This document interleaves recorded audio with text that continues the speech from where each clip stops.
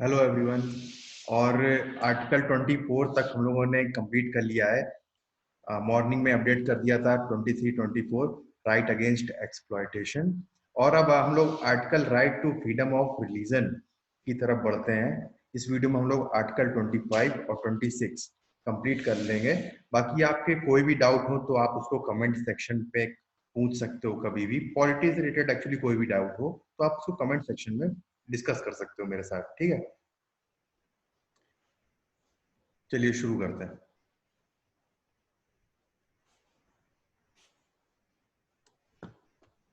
देखिए, ये Winston Churchill है। जब मैं मॉडर्न इंडिया पढ़ाऊंगा तब इनके बारे में डिस्कस करूंगा। देखिए, success is going from failure to failure without losing your enthusiasm. देखिए, ये कहते हैं कि आप कई बार लाइफ में नॉकडाउन होंगे, चीजों को आपके सामने अच्छी नहीं होंगी, पर आपको उनके सामने कभी हार नहीं मानना है। आपको हमेशा आगे बढ़ते ही रहना है और फेलियर के ऊपर चल चल के आपको सक्सेस तक पहुंचना है। आपको मोमेंटम बनाना है अपनी लाइफ में। और पास्ट में क्या हुआ है और फ्यूचर में क्या होगा उसके लिए आपको परेशान नहीं होना है। आपको प्रेजेंट में काम करना है चीजों को लेकर के। हो सकता है बहुत बार थोड़ा सा शॉर्ट रह जाते हो किसी काम को लेकर के, लेकिन एंथुजियाज्म लाइफ में नहीं बिल्कुल खोना है। इनके बारे में हम लोग पढ़ेंगे, ठीक है।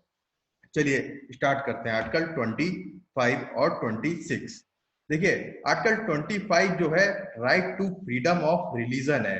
ये आप पे twofold freedom of religion confirm करता है। पहला जो है वो है right to freedom of conscience और दूसरा है right to profess practise and propagate the religion of choice. देखिए, ये दोनों टर्म्स बिल्कुल क्लियर होने चाहिए कि इनकी मीनिंग एक्चुअली है क्या। तो पहले हम लोग बात करेंगे right to freedom of conscience. देखिए, right to freedom of conscience जो है ना, वो एक्चुअली इनर फ्रीडम है किसी इंडिविजुअल की, ठीक है। और उससे वो अपने रिलीजियस बिलीफ्स और फेथ विदाउट इंटरफेरेंस के ऑपरेट करता है। अब ये जो इनर फ्रीडम है आपकी, ये एब्सोल्यूट है, ठीक है। और जो स्टेट है can not impose any restriction on the inner freedom on any ground. किसी भी ग्राउंड में आपकी इस इनर फ्रीडम पे रिस्ट्रिक्शन नहीं इम्पोज कर सकता है। अब देखिए, थोड़ा इसको एग्जांपल से हम लोग समझते हैं। देखिए, एब्सोल्यूट इनर फ्रीडम होता क्या है। स्टेट आपको इन्फ्लुएंस नहीं कर सकता है कि आपकी रिलीजियस थिंकिंग बेसिकली क्या होनी चाहिए। जैसा कि एग्जांपल में देखिए, नाजी जर्मनी में क्या होता था। चिल्ड्रंस को ऐसा पढ़ाया जाता था कि आर्यंस जो है वो सुपीरियर है, तो उनको पहले से ही इनपुट दिया जा रहा है। पर यहाँ पर ऐसा नहीं है। यहाँ पर राइट है आपके पास टू फ्रीडम फ्रॉम रिलीजन, भी आपके पास राइट है। ये भी एक राइट है कि फ्रीडम फ्रॉम रिलीजन। इसका मतलब क्या है कि आप चूज कर सकते हो कि आपको एथिस्ट बनना है या एग्नोस्टिक बनना है। तो ये आपका राइट है, ठीक है। चलिए आगे देखते हैं। फिर दूसरा पार्ट क्या कहता है। दूसरा पार्ट जो है वो एब्सोल्यूट नहीं है। इसमें स्टेट जो है वो आपके ऊपर रिस्ट्रिक्शन जो है वो लगा सकता है।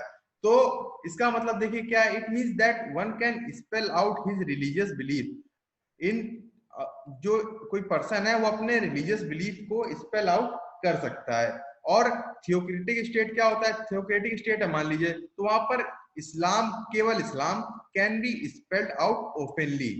वो और ये इंक्लूड करता है right to display symbol, sign, ritual, rites और कलर्स। कुछ भी आप इस तरीके से डिस्प्ले कर सकते हैं, ठीक है। आगे देखते हैं।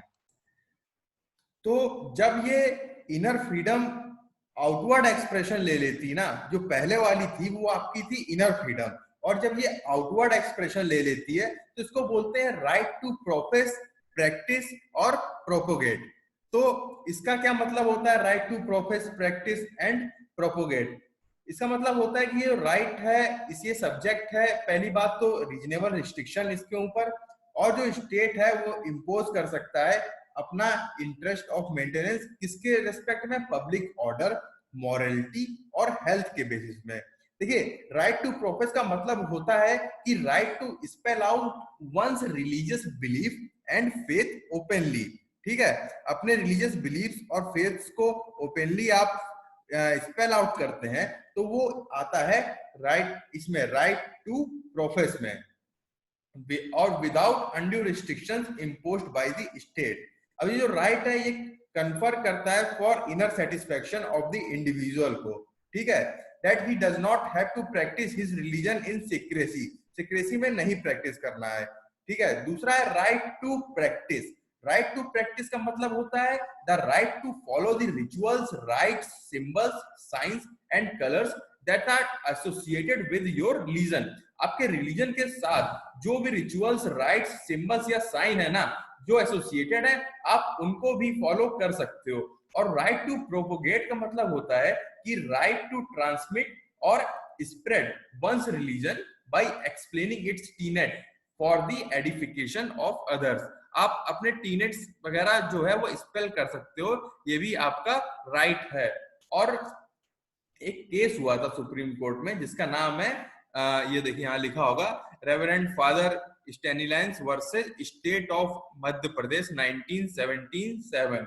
इस केस में क्या हुआ था, क्या हेल्ड किया गया था कि जो fundamental right to propagate one's religion है ना बाय एक्सप्लेनिंग इट्स टीनेट्स, वो क्वेश्चन नहीं कर सकते हम लोग, जो प्रोवाइड किया गया है explicitly under the constitution. But however ये ध्यान रखिएगा, it does not confer a fundamental right to convert others to one own religion, since the constitution confers the right to freedom of conscience on all individuals। किसी भी person को compel नहीं कर सकते हैं कि वो अपना रिलीजन चेंज करे, बिल्कुल ध्यान रखिएगा, किसी भी पर्सन को कंपेल नहीं कर सकते हैं, ठीक है। अपनी वॉलंटरीली वो कर सकता है पर कंपेल नहीं कर सकते। और any religious conversion if it is to be legally valid shall have to be voluntary, ठीक है। ये मैंने आपको बता दिया कि वॉलंटरी होना चाहिए अगर कोई कन्वर्जन हो रहा है। ऐसा नहीं है कि किसी को एल्योरमेंट से या कोएर्सन से या थ्रेट दे करके या फ्रॉड से कन्वर्ट कर दिया है, ठीक है। इस रेस्पेक्ट में कोड ने जो डिस्टिंक्शन किया, इसके दो चीजों के बीच में डिस्टिंक्शन किया। पहला, religious, between religious belief and opinion एक हाथ में, और दूसरे हैंड पे रिलीजियस कंडक्ट एंड प्रैक्टिस को। जो पहला है उसका मतलब ये कि ये जो राइट है ना ये फ्लो होता है कहां से, from the right to freedom of conscience, और जो स्टेट है can not impose any restriction on it. और जो दूसरा वाला है रिलीजियस कंडक्ट एंड प्रैक्टिस, उसमें क्या है, उसमें ये है, ये फ्लो होता है from the right to profess, practise and propagate. और ये सब्जेक्ट है रीजनेबल रिस्ट्रिक्शंस इसमें लग सकती हैं और can be imposed by the state which includes a provision on forced conversion, ठीक है। इतना समझ में आ गया, चलिए आगे चलते हैं। देखिए नेक्स्ट है आर्टिकल 26। देखिए आर्टिकल 26 जो है वो डील करता है with the right of religious denominations which enjoy the following rights। इसके अंदर 4 राइट्स हैं जो एंजॉय करते हैं ये लोग। देखिए क्या है डिनोमिनेशन से रिलेटेड राइट, आइए डिस्कस करते हैं एक एक करके। देखिए रिलीजियस डिनोमिनेशन के, अच्छा डिनोमिनेशन होता क्या है पहले ये जान लेते हैं।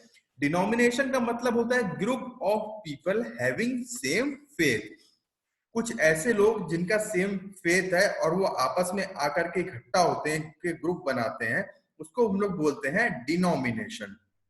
इसके अंदर पहला पॉइंट देखते हैं क्या है। देखिए एनी रिलीजियस डिनोमिनेशन, ठीक है, कैन इस्टेब्लिश, कोई भी रिलीजियस डिनोमिनेशन है, ग्रुप है, वो इस्टेब्लिश कर सकता है रिलीजियस इंस्टीट्यूशंस, इंक्लूडिंग क्या इंक्लूड करके, religious endowments, charitable trust etcetera, even for the purpose of propagating a religion, ठीक है। एंडोमेंट्स एक तरीके से फंड होते हैं और चैरिटेबल ट्रस्ट वगैरह अपने रिलीजन किसी भी पर्पस के लिए कर सकता है, और चाहे वो अपने रिलीजन का प्रोपोगेशन ही क्यों ना हो, प्रचार ही क्यों ना हो, उसके लिए कर सकता है, ठीक है। फिर कहता है कि इस तरीके के जो रिलीजियस इंस्टीट्यूशन होते हैं ना, ये एंजॉय करते हैं right to administer themselves on matters of religion.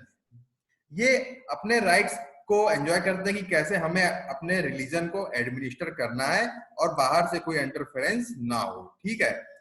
फिर थर्ड पॉइंट में कहते हैं कि ये जो रिलीजियस इंस्टीट्यूशन है मतलब ये एंजॉय करते हैं fundamental right to own and acquire movable and immovable properties भी। इस तरीके का भी ये लोग ओन और एक्वायर करने का राइट करते हैं। लेकिन फिर से यहाँ पे स्टेट का देखिए रोल आ जाता है। स्टेट और ये जो प्रॉपर्टीज है ना, ये मैनेज की जाती है by institutions as per law. पर स्टेट कुछ रिस्ट्रिक्शंस इंपोज करता है, इसमें फुली एब्सोल्यूट नहीं है ये। देखिए एक डॉक्ट्राइन है, डॉक्ट्राइन ऑफ एमिनेंट डोमेन, इसको लिख लीजिएगा, ये डॉक्ट्राइन का नाम है। Under the doctrine of eminent domain state जो है वो एंजॉय करती है the right to take over any property. State can take over any property at any point of time, and including that of religious institutions. They can be religious institution also. How they will overtake? They will overtake it by law, provided it is in public interest. That should be in public interest. So remember that under the doctrine of eminent domain, state enjoys the right to take over the religious institutions by law, provided it is in larger public interest. फिर देखिए जो religious institution होते हैं वो administer करने का अपनी properties को राइट एंजॉय करते हैं, ठीक है। जो पहले बताएगा वो ध्यान रखिएगा, वो काफी इंपॉर्टेंट है। फिर ये जो राइट है ये मैंने बता ही दिया, ठीक है, वही पब्लिक ऑर्डर, मॉरलिटी, हेल्थ। तो आर्टिकल 26 में इतना ही था। बाकी अगर आपको वीडियो अच्छा लगे तो इसको लाइक करिएगा और चैनल को सब्सक्राइब करिएगा। और जल्दी एंशिएंट इंडिया की भी सीरीज शुरू होने वाली है और फिजिकल ज्योग्राफी की भी सीरीज हम लोग शुरू करेंगे। धीरे धीरे हम लोग सब कवर करेंगे, ठीक है।